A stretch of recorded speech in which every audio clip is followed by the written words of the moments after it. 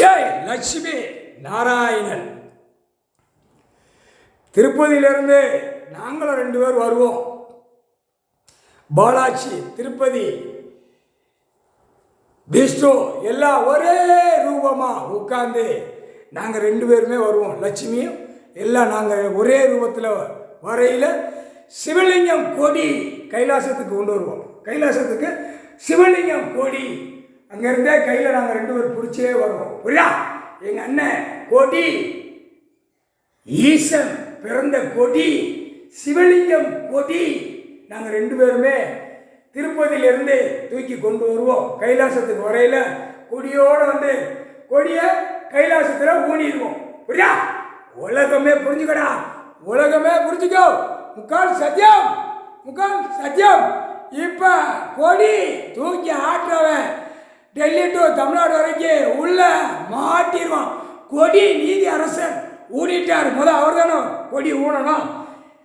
என்னுடைய கோட்டா உலகமே அப்படின்னு, என்னுடைய சொத்து உலகமே, என்னுடைய கடல் உலகமே கொடி ஊனிட்டார் நீதி அரசர்.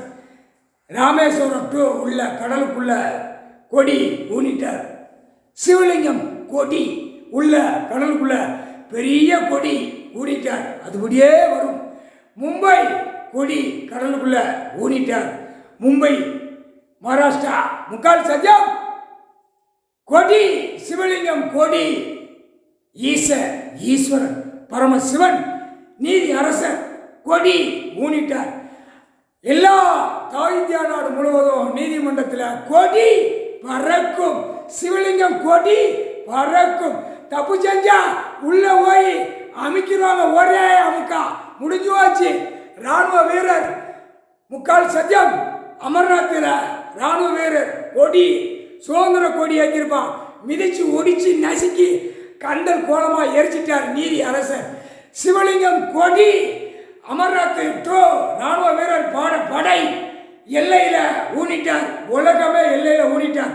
முக்கால் சத்தியம் கணக்கு சூப்பர். எங்க அண்ணன் ஈஸ்வரன் பரமசிவன் ஓட்டார் கணக்கு ஏற்ற எழுதிட்டார். முக்கால் சத்தியம்.